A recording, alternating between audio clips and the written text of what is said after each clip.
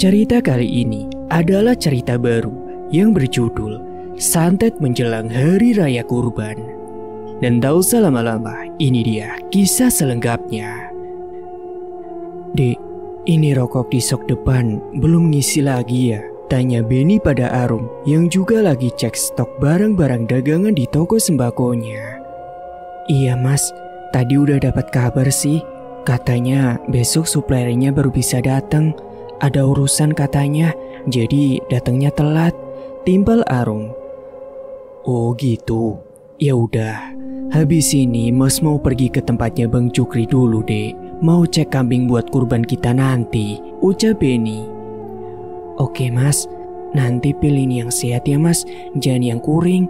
Timpal Arum sembari terkekeh-liri. Kuring? Kuring apa dek? Tanya Benny yang masih belum engah. Kurus kering maksudnya mas, masa nggak paham sih? Jawab Arum sembari tertawa. Walah, ada-ada aja kamu ini. Benny menimpali dengan geleng-geleng kepala melihat tingkah istrinya yang ada-ada saja. Kemudian keduanya pun melanjutkan cek stok masing-masing barang.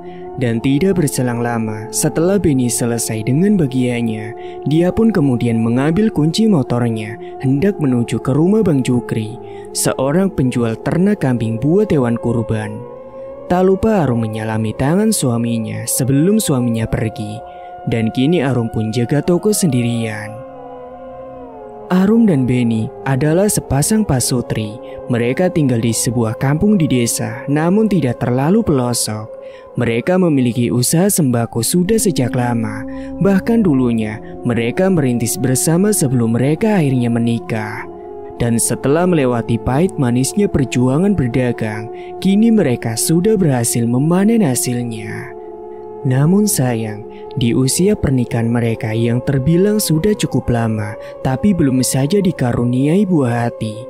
Jadi terkadang Arum merasa kesepian. Mereka sudah cek ke dokter, curiga kalau salah satu dari mereka mengalami kemandulan. Namun alhamdulillahnya keduanya dinyatakan negatif mandul. Dan mulai sejak itu, keduanya pun beranggapan kalau mungkin memang belum waktunya saja Allah menitipkan buah hati pada mereka. Arum juga bersyukur bisa mendapatkan suami seperti Mas Benny yang pekerja keras dan juga tanggung jawab kepada istrinya. Sungguh paket lengkap bagi si Arum. Sementara itu di tempat lain, di kandang dadakan milik Bang Cukri, Benny baru saja sampai di sana dan disambut oleh beberapa orang yang sudah ada di situ, termasuk pemilik ternak dadakan itu. Karena memang Bang Cukri stok banyak kambing itu hanya pas menjelang waktu lebaran saja, yakni tepatnya lebaran Idul Adha. Assalamualaikum, sapa Benny pada orang-orang yang ada di sana. Waalaikumsalam. Wih, Mas Ben, akhirnya datang juga. Pas banget waktunya. Ini nih, baru saja datang lagi kambing-kambing yang lain. Sampean jadikan beli 2. Kebetulan nih, bagus-bagus yang baru datang. Ceriwis Bang Cukri mencoba meyakinkan Benny agar jadi beli kambing di tempatnya. Insya Allah jadi bang, asal ada potongan harga aja. Tapi bolehkan ini saya lihat-lihat dulu? Timbal Benny sembari bercanda. Oh tentu boleh, kalau begitu ayo langsung saja pilih sendiri. Akhirnya Cukri dan Benny pun keliling mengamati kambing-kambing yang baru saja datang. Dan setelah beberapa lama pilih-pilih, Benny pun akhirnya nemu yang cocok. Kemudian sesuai harga kesepakatan, Bang Cukri pun memberikan diskon. Dan Benny kala itu cukup hanya membayar 6,5 juta saja untuk 2 kambing ukuran gede dan seger-seger. Benny pun berterima kasih kepada Bang Cukri. Dan dia juga meminta tolong untuk nitip dulu kambingnya di sini sampai hari H Lebaran nanti. Karena waktu Lebaran masih 3 minggu lagi. Dan setelahnya Benny pun pulang kembali ke ruko untuk membantu jualan Arum. Sementara di tempat lain, terdengar suara ketukan pintu yang terdengar keras dari arah luar rumah. Iya sebentar, saut suara perempuan yang bergegas menuju pintu depan. Namun ketukan semakin terdengar tidak sabaran. Sabar bentar apa sih susahnya? Gumam perempuan itu yang adalah si Anis. Dan ketika pintu dibuka, nampak Fatur yang adalah suaminya datang dengan muka awut-awutan dan bau sisa alkohol masih menyeruak darinya. Bahkan jalannya pun masih terlihat sempoyongan.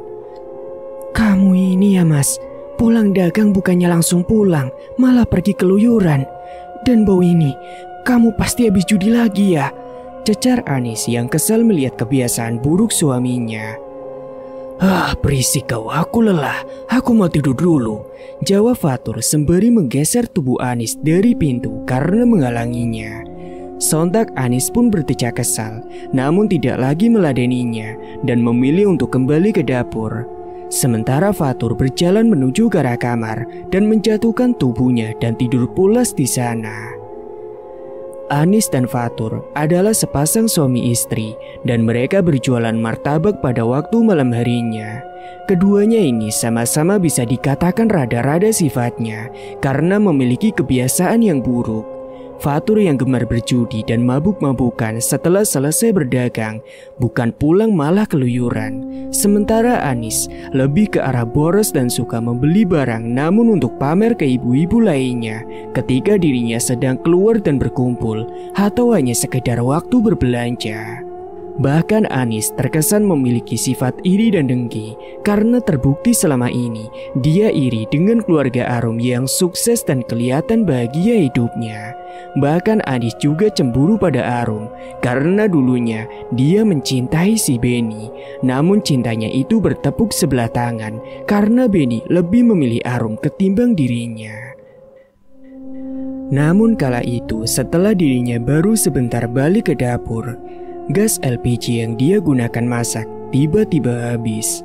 Akhirnya dia pun memutuskan untuk pergi ke kios, sekalian beli beberapa bumbu penyedap instan yang juga sudah habis. Tapi sebenarnya dia agak malas karena kios yang akan dia datangi tak lain tak bukan adalah milik Arum. Tapi ujungnya dia pun tetap pergi ke sana. Sementara di kios, Arum nampak sedang melayani beberapa ibu-ibu yang mampir ke kiosnya. "Arum, katanya sampean lebaran ini mau kurban lagi ya?" tanya Bu Tutu, salah satu ibu-ibu yang sedang belanja di sana. "Alhamdulillah iya Bu, mumpung saya sama Mas Beni masih ada rezeki, kan gak salah juga kan sekalian hitung-hitung bantu sesama, biar bisa makan daging semua Bu pas lebaran," jawab Arum dengan sangat ramah. "Wah, saya turut senang dengerinnya Mbak, moga bisa lancar terus ya rezekinya Mbak," timbal Bu Tutu. "Mikum," ucap Anis ketus yang tiba-tiba datang sambil membawa tabung gas kosong. Sontak semuanya pun menatap ke arahnya. "Rum, gasnya masih ada nggak? Sama penyedapnya 3.000 yang rasa sapi," ucap Anis ketus pada si Arum. Namun Arum yang sudah paham dengan tabiat dari Anis tidak terlalu memikirkannya. Dia pun segera bangkit dan mengambilkan pesanan Anis. Nampak Bu Tutu dan lainnya berbisik-bisik ala ibu-ibu yang sedang gosip, dan Anis pun menyadarinya. "Lagi bahas apaan sih? Ngapain coba sampai bisik-bisik segala?" ketus Anis. Bu Tanti, salah seorang ibu-ibu yang juga sedang belanja di sana, segera menyauti Anis. "Gini loh Mbak Anis, tadi kami sedang bicara soal Mbak Arum sama Mas Beni yang lebaran ini katanya mau kurban kambing lagi. Dan, halah, gaya amat, kurban kok terus-terusan, sekali aja cukup kali, so banget kurban terus-terusan," potong Anis pada ucapan Bu Tanti. Arum yang mendengar itu hanya menghela napas. Dia sudah paham bahwa memang sejak lama Anis ini benci padanya. Tapi dia sendiri gak tahu kenapa alasannya. Mungkin saja Arum gak tahu kalau dulu Anis pernah suka sama Beni namun ditolak. Dan mungkin Beni gak cerita padanya. Wajar saja Arum gak tahu karena dia bukan asli orang situ. "Iya bukan begitu Mbak Anis. Saya sama Mas Beni ikut kurban lagi karena kebetulan alhamdulillah masih ada rezeki buat berbagi," sahut Arum sembari menaruh pesanan Anis di atas lantai. "Halah, alasan aja. Bilang aja mau sok pamer. Nih uangnya, kembaliannya ambil aja buat nambah uang beli kami sonono," ucap Anis sembari meletakkan uang kisaran 30.000 dengan kasar di etalase kios milik Arum. Padahal kembaliannya hanya kisaran 7.000 doang, tapi gayanya belagu banget. Mungkin begitu pikir kalian.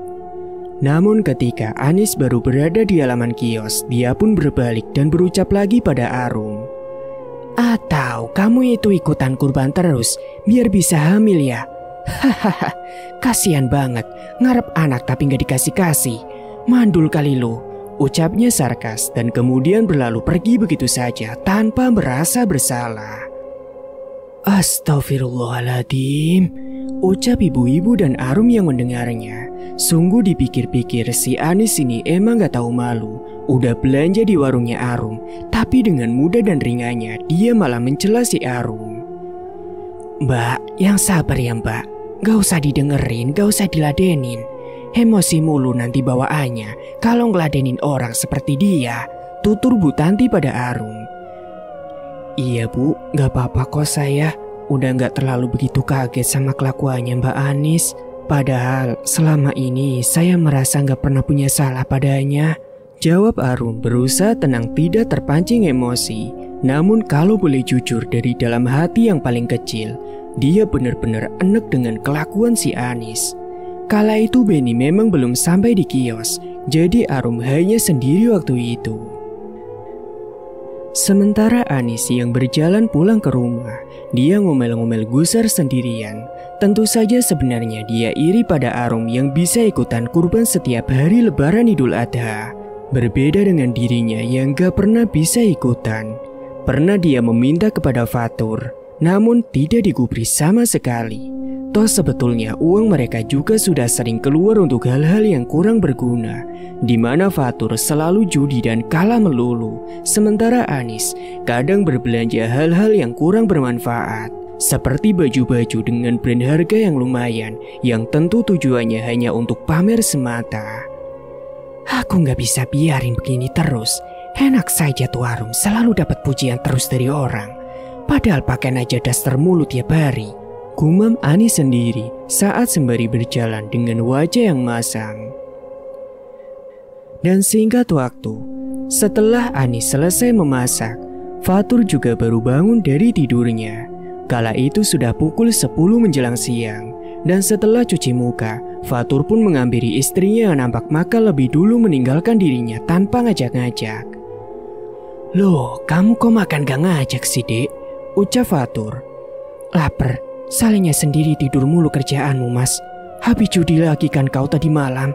Mana uang hasilnya? Ketus Anis dan yang ditanya malah hanya nyengir saja. Aku kalah dek. Jawab si Fatur tanpa merasa bersalah. Kamu ini ya mas, buang-buang uang saja. Ketus si Anis. Kau sendiri gak ngaca. Tuh lemarimu isinya baju-baju mahal gak penting. Boros banget jadi istri. Ketus Fatur yang juga tidak mau disalahkan. Udahlah mas, aku lagi malas debat. Timbal Anis yang juga tidak mau disalahkan. Fatur pun heran dengan tingkah istrinya dan kemudian menanyakan kenapa dirinya aneh begitu. Kamu kenapa sih dek? Pagi-pagi gini udah ngomel-ngomel gak jelas. Kamu ada masalah? Tanya Fatur sambil mengambil nasi dan lauk. Aku tuh lagi kesel mas sama si Arum, ketus si Anis. Memangnya kenapa? Tanya Fatur sembari memasukkan nasi ke mulut. Kemudian Anis pun mulai menceritakan tentang apa yang tadi sempat terjadi saat dirinya ke kios si Arum. Namun Anis justru mengarang cerita berbeda kepada Fatur. Dia berkata bahwa Arum dan ibu-ibu lainnya telah mengatainya karena gak bisa ikutan sumbang hewan kurban. Fatur pun juga sedikit kesal mendengar penuturan cerita karangan istrinya, padahal bukan begitu kebenarannya. Namun tuduhan yang disampaikan istrinya secara tidak langsung telah membuat harga diri Fatur direndahkan karena tidak bisa ikutan berkurban di hari raya. Bahkan saat kumpul judi tadi malam, dia sempat kesal karena beberapa temannya juga membahas soal Benny yang akan berkurban lagi tahun ini. Dan setelah hening sesaat, Fatur pun menimpali.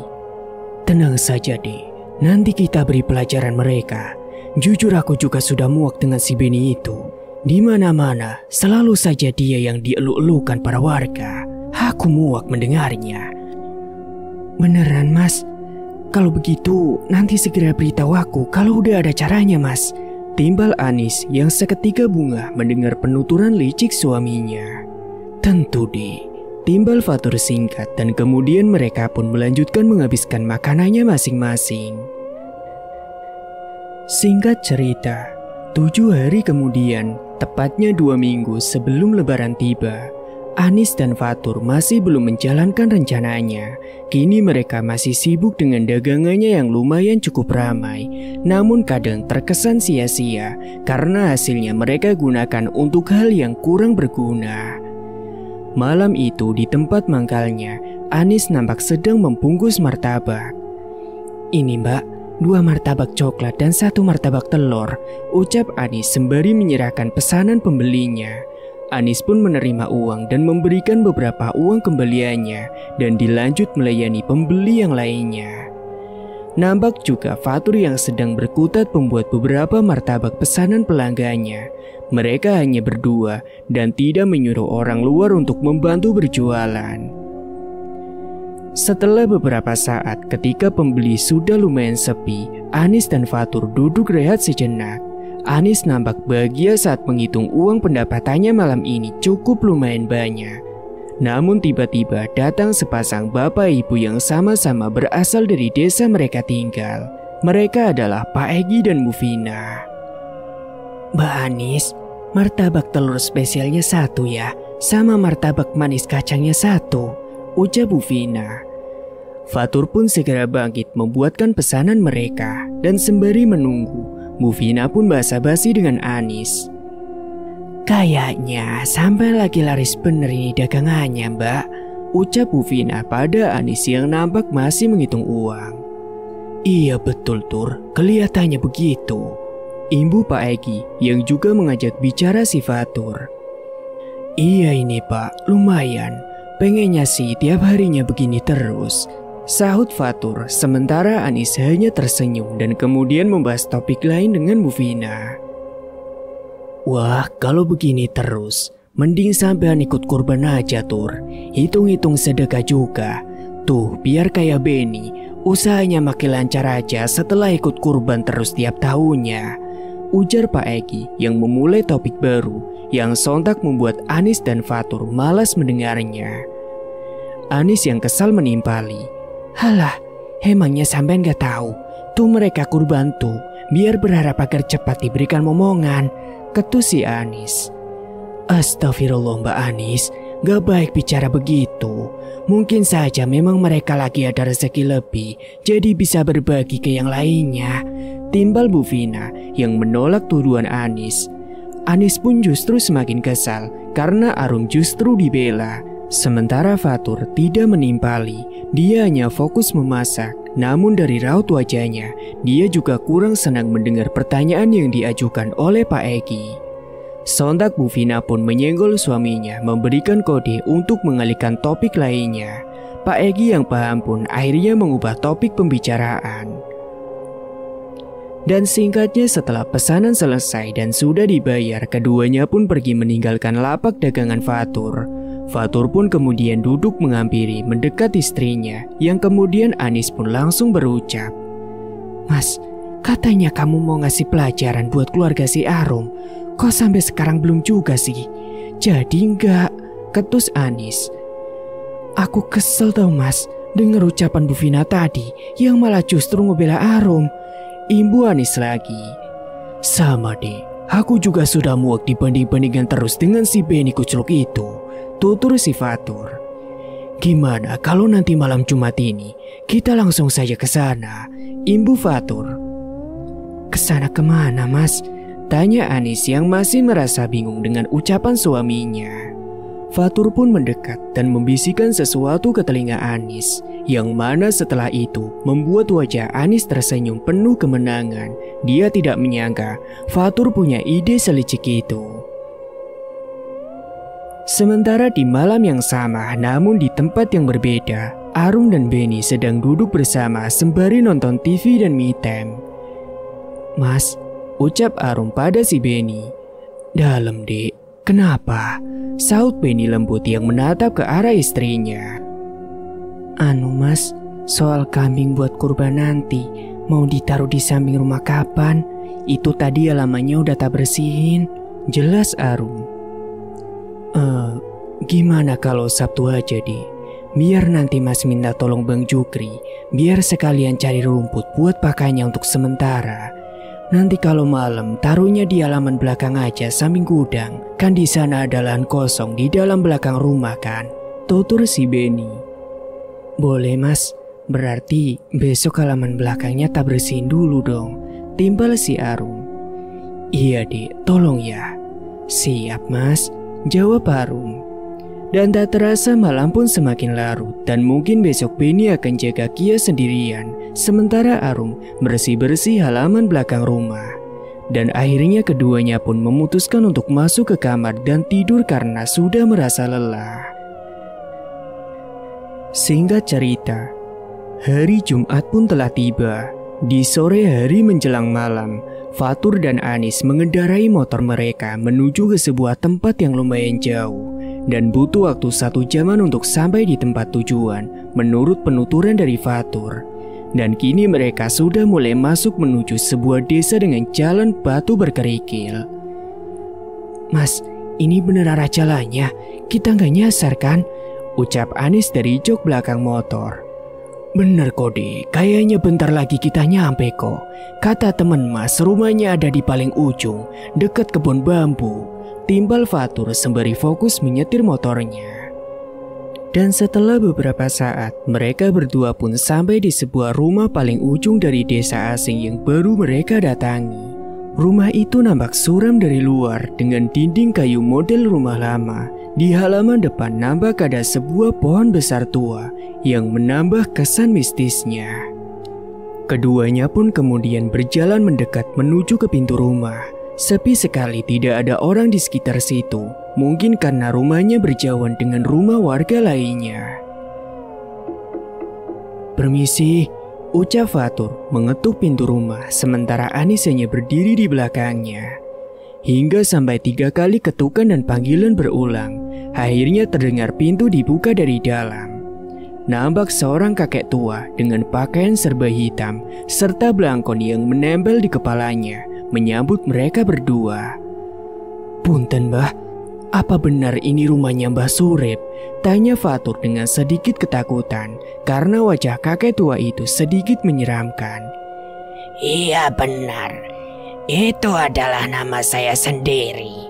Ada perlu apa kalian datang ke tempat ini? Timbal Mbah Surip pemilik rumah tersebut. Gini Mbah, apa benar Mbah ahli dalam perdukunan? Kalau iya, saya mau minta bantuannya Mbah. Tutur Fatur. Anis hanya diam tanpa ikut berkata-kata. Jadi begitu toh. Kalau begitu, mari masuk dulu. Kita bicarakan semuanya di dalam. Ajak Mbah Surip. Dan setelah duduk di ruang tamu yang juga terkesan seram, Mbah Surip pun kembali menanyakan tujuan mereka. Jadi, apa yang bisa saya bantu? Tanya Mbah Surip sembari menyalakan rokok dengan cerutunya. Jadi gini Mbah. Kemudian Fatur pun dibantu dengan Anis menjelaskan maksud kedatangan mereka ke tempat dukun tersebut. Yang pada intinya mereka ingin mengirim santet atau teluh untuk keluarga Arum dan Benny agar menjadi sakit-sakitan tidak wajar. Bahkan Anis juga mengusulkan meminta agar kambing kurban milik Arum dan Benny mati dengan cara yang aneh. Itu mudah, aku bisa membantu kalian kapanpun, asalkan bayarannya cukup. Tutur Mbah Surip mulai melakukan penawaran. Memangnya berapa harganya Mbah? Tanya Fatur. Berikan aku 7 juta dan kalian hanya terima beres. Cukup berikan foto target dan tuliskan nama mereka di balik kertas foto tersebut. Tutur Mbah Surip. Fatur dan Anis yang sudah menebak maharnya pasti mahal. Mereka sudah menyiapkan uang tersebut dari rumah.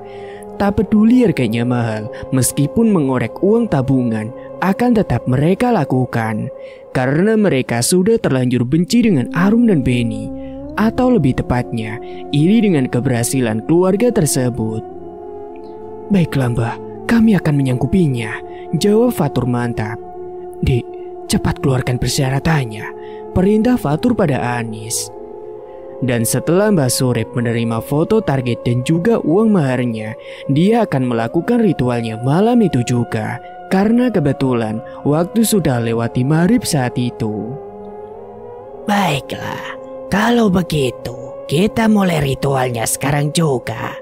Mari ikuti aku," ucap Mbah Surip mengajak keduanya menuju ke sebuah kamar tempat ritual. Nampak dalam pandangan mereka banyak sekali macam-macam benda-benda ritual milik Mbah Surip.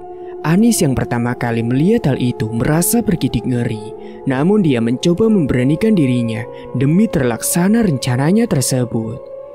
Dan tanpa lama-lama lagi, Mbah Surip pun memulai ritualnya.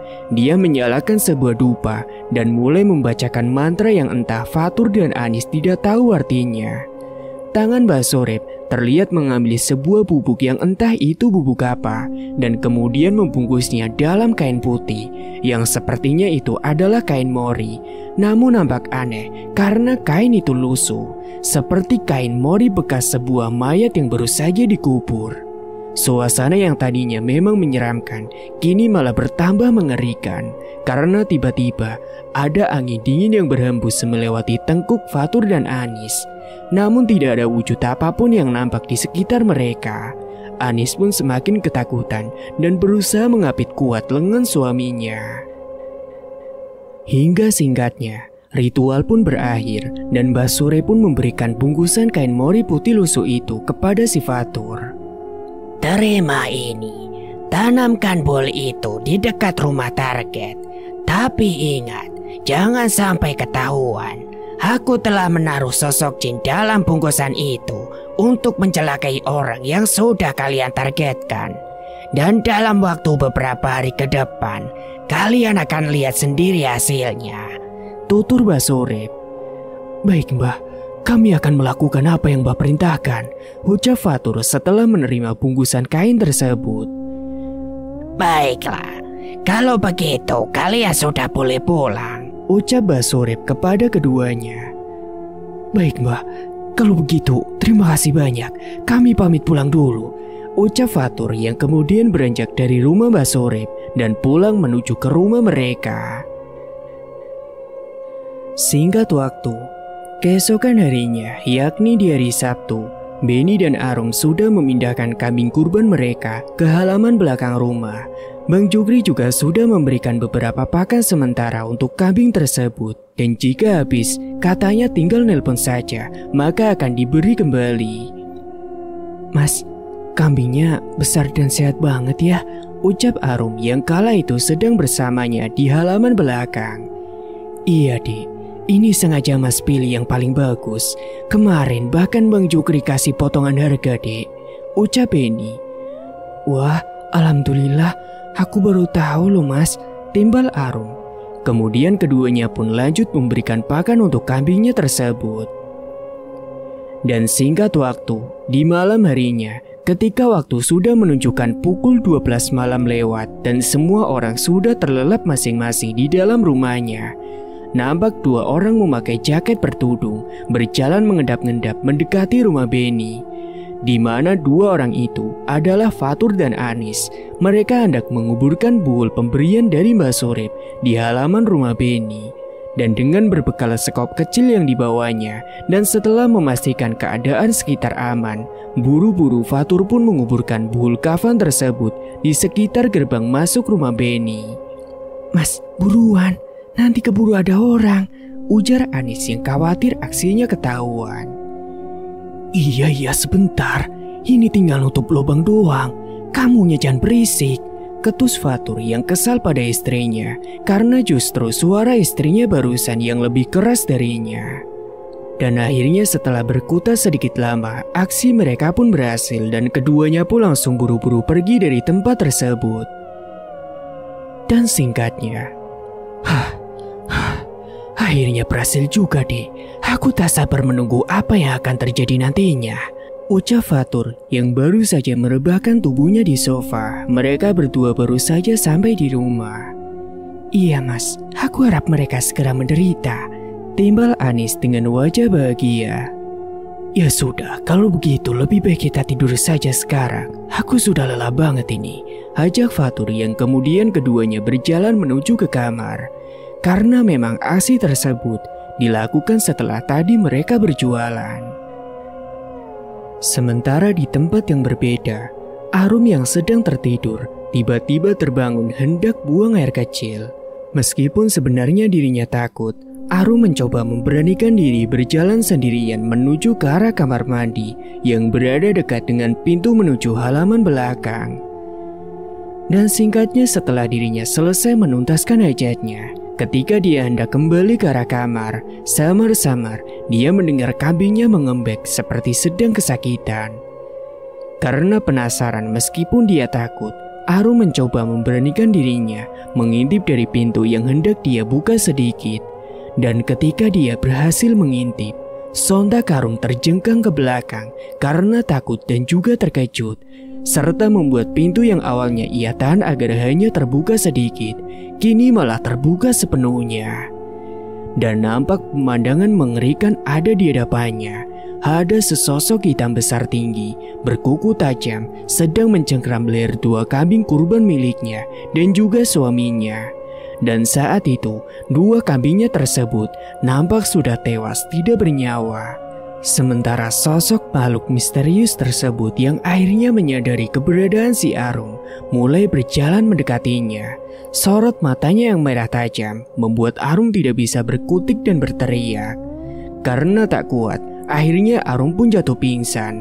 Dan tanpa sepengetahuannya, sosok tersebut menjelma menjadi asap hitam tebal dan merasuki raga Arum melalui rongga hidungnya, yang mana kemudian sosok itu membuat Arum lumpuh stroke dan gak bisa bicara, sama halnya seperti orang yang mendadak beku.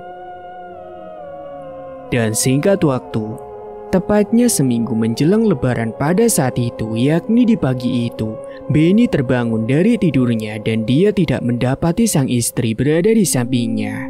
Benny pun buru-buru bangun dan mencari keberadaan Arum. Dan ketika dia sedang hendak menuju ke kamar mandi, sontak dia pun terkejut mendapati tubuh istrinya yang sudah tergeletak. Astagfirullah dek, bangun dek, kamu kenapa? Ucap Benny panik yang langsung memangku tubuh Arum. Bahkan ketika belum hilang keterkejutannya, dia dibuat panik lagi ketika mendapati dua hewan kurbannya sudah tergeletak tidak bernyawa. Astagfirullah, apa yang sebenarnya terjadi? Gumamnya merasa heran sendiri. Akhirnya Benny pun memutuskan menggotong tubuh Arum dan membaringkannya ke dalam kamar. Kemudian dia beranjak keluar rumah dan segera mencari pertolongan dan mengabari kedua orang tuanya untuk segera datang ke rumahnya. Dan singkatnya malam harinya di hari itu, orang tua Benny tidur di rumah Benny. Mereka adalah Pak Tejo dan Bu Santi. Arum sudah sadar, namun dia tidak bisa berbicara dan bahkan kakinya tidak bisa bergerak. Dia hanya menangis sedih mendapati keadaannya seperti itu dan tak bisa menjelaskan apa yang baru saja dia lihat tadi malam tentang sosok aneh yang telah menewaskan dua kambing kurbannya. Benny pun masih setia menemani Arum di kamar. Dia rehat buka kiosnya sejak tadi pagi demi menjaga sang istri.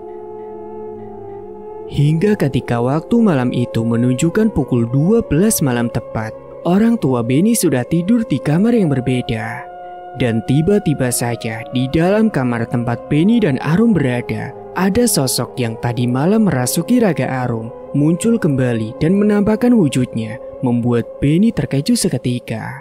Dan tanpa aba-aba, sosok tersebut melesat cepat mendekati Benny dan menyemburkan sebuah asap hitam pekat ke arah si Benny.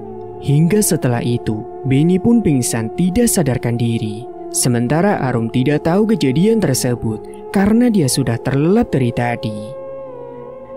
Dan pada akhirnya, keesokan paginya Benny pun ditemukan oleh orang tuanya dengan kondisi sama persis seperti yang Arum alami. Dan kini kedua pasangan suami istri tersebut pun akhirnya hanya bisa terbaring di atas kasurnya. Orang tuanya sempat mendatangkan seorang dokter untuk pemeriksanya, namun keterangan yang didapat hanyalah stroke. Mereka mengalami stroke secara tiba-tiba, namun itu sangat terdengar aneh bagi orang tua Benny yang mendengar penuturan dari dokter tersebut. Kios Benny pun akhirnya tutup berhari-hari, bahkan sampai menjelang lebaran tiba. Mereka pun masih dalam kondisi yang sama dan tidak bisa ikut berkurban karena sebelumnya kambing mereka sudah mati kedua-duanya. Sementara di tempat yang berbeda, tepatnya setelah hari lebaran, Anis dan Fatur yang mendengar kabar tentang penderitaan keluarga Benny merasa puas dan tertawa penuh kemenangan. Mampus lu, semoga saja lu seperti itu terus selamanya, ucap Fatur, sementara Anis hanya tertawa menanggapinya. Dua manusia iblis tak punya hati ini akhirnya merasa puas setelah dendamnya dibalaskan. Tidak. Lebih tepatnya, rasa irinya telah terbalaskan. Dan singkat cerita, 4 hari setelah waktu lebaran, Pak Tejo yang merasa curiga dengan penyakit anak dan menantunya akhirnya memilih metode penyembuhan lainnya, yakni secara spiritual. Karena dia merasa penyakit tersebut benar-benar aneh. Pak Tejo pun kemudian mendatangkan seorang ustadz kenalannya yang berasal dari desa lain dan cukup lumayan jauh jaraknya. Namanya Ustadz Furqon. Usia beliau hampir mencapai 60 tahun. Dan hari itu juga Pak Tejo yang menjemputnya langsung menuju ke rumah beliau dan akan membawanya ke rumah anaknya yang kini hanya bisa terbaring di atas tempat tidur. Dan singkatnya, setelah beliau sampai ke rumah, Ustadz Furqon pun langsung diarahkan menuju ke tempat kamar anak dan juga menantunya terbaring. Dan waktu itu, hari sudah sore dan menjelang waktu maghrib. Astagfirullahaladzim, ucap Ustadz Furqon setelah melihat langsung Benny dan Arum. Untung saja belum terlambat. Jika masih dibiarkan lama, mungkin saja tidak akan tertolong, tutur Ustadz Furqon kepada kedua orang tua Benny. Jadi gimana Pak Ustadz? Apakah jenengan bisa bantu nyembuhin anak dan menantu saya? Tanya Bu Santi yang cemas. Insya Allah Bu, semoga saja Allah meridhoi. Tapi sebelum lanjut, apakah boleh saya meminta tolong? Papar Ustadz Furqon. Iya Pak Ustadz, apapun akan saya usahakan demi kesembuhan anak dan mantu saya, timbal Pak Tejo yang menyauti. Habis Isya nanti, tolong kumpulkan beberapa tetangga yang sukarela untuk mengaji bersama. Dan nanti anak dan mantu sampean taruh di ruang tamu saja, tutur Ustadz Furqon. Baik Pak Ustadz, akan segera saya usahakan, ucap Pak Tejo yang langsung kemudian keluar dari rumah untuk meminta bantuan tetangga-tetangganya. Sementara Bu Santi menata ruang tamu depan agar bisa buat lesehan banyak orang. Dan singkat waktu sholat Isya pun telah lewat. Para tetangga sudah berkumpul di rumah Pak Tejo. Dan Pak Tejo tadi sudah menjelaskan singkat kepada mereka. Dan mereka pun menyanggupinya. Tubuh Arum dan Benny sudah berada terbaring di depan. Dan pengajian bersama pun akhirnya dimulai demi kesembuhan keduanya. Sementara Ustadz Furqon fokus membaca wirid dan doa, dan tanpa sepengetahuan semua orang yang ada di situ, sukma beliau keluar dari raganya dan berusaha mencari keberadaan sukma Arum dan Benny yang disembunyikan oleh sosok genderuwo yang merasukinya. Dan singkatnya, Ustadz Furqon tiba di sebuah ladang kebun bambu yang sangat begitu luas dan nampak begitu sangat-sangat gelap. Bahkan beliau juga melihat sukma Arum dan Benny disekap oleh sosok tersebut berada di tempat itu. Wahai jin laknatullah, kembalikan mereka berdua, ucap Ustadz Furqon dengan lantang. Siapa kau? Ini bukan urusanmu. Pergilah dari wilayahku atau akan kuhabisi dirimu, usir sosok tersebut kepada Ustadz Furqon. Ustadz Furqon yang melihat tidak ada peluang negosiasi baik-baik, Akhirnya pertarungan antara ilmu kebatinan pun terjadi. Dan dengan izin Allah Ta'ala, Ustadz Furqon berhasil mengalahkan dan melebur sosok jin tersebut. Hingga akhirnya Ustadz Furqon pun segera membawa sukma keduanya kembali ke rumah dan menuntunnya untuk segera kembali ke raganya masing-masing. Begitu juga dengan Ustadz Furqon yang kembali dalam kesadarannya, beserta bangunnya kedua orang yang telah ditolongnya tersebut. Tangis haru pun pecah dari Pak Tejo dan Bu Santi melihat anak dan menantunya berhasil diselamatkan. Dan kini keduanya sudah benar-benar sadar, bahkan kaki mereka kini sudah bisa digerakkan kembali. Orang-orang yang hadir di situ pun juga mengucapkan hamdalah atas keselamatan mereka berdua. Dan singkatnya setelah para tetangga pulang kembali ke rumah masing-masing, Ustadz Furqon pun mulai menjelaskan apa yang terjadi. Beliau mengungkapkan bahwa ada yang sengaja mengirimkan teluh atau santet kepada mereka berdua. Namun Ustadz Furqon tidak menyebutkan siapa orangnya. Dia hanya berpesan untuk tidak balas dendam, biarkan Allah saja yang membalasnya. Arum dan Beni pun mengangguk paham mendengar penuturan dari Ustadz Furqon tersebut dan patuh dengan nasihat beliau. Bahkan tak lupa, buhul yang telah ditanam oleh Anis dan Fatur sudah diambil oleh Ustadz Furqon. Kemudian beliau menyuruh untuk Pak Tejo membakar buhul tersebut, namun sebelumnya membaca hamdalah. Dan ketika buhul tersebut terkena api, sontak terdengar suara ledakan yang cukup begitu kencang. Semua yang menyaksikan itu mengucap istighfar. Dan singkatnya setelah itu, Pak Tejo sekeluarga pun mengucapkan terima kasih banyak kepada Ustadz Furqon. Dan malam itu juga, Pak Tejo mengantarkan kembali Ustadz Furqon kembali pulang ke rumahnya. Singkat cerita, 2 hari setelah itu, Arum dan Beni mendapat kabar dari beberapa orang yang bercerita saat sedang berbelanja di kiosnya yang kini sudah buka kembali, di mana mereka bercerita tentang Anis dan Fatur yang tiba-tiba mengalami penyakit stroke secara mendadak. Sontak Arum dan Beni pun saling berpandangan mendengar cerita itu. Mereka pun memikirkan hal yang sama. Namun sesuai pesan Ustadz Furqon, jikalau memang benar mereka adalah pelakunya yang telah menyantet mereka, sama sekali Beni dan Arum tidak ada keniatan untuk membalas dendam. Justru mereka berharap semoga saja dengan kejadian ini, Anis dan Fatur bisa menjadi manusia yang lebih baik daripada sebelumnya. Tamat, cerita pun selesai. Dan itulah ending cerita kali ini. Terima kasih bagi kalian yang sudah menyimak cerita dari awal sampai selesai. Dan nantikan juga cerita terbaru lainnya yang tentunya tidak akan kalah menarik. Sekian dulu dari Maripan. Wassalamualaikum warahmatullahi wabarakatuh.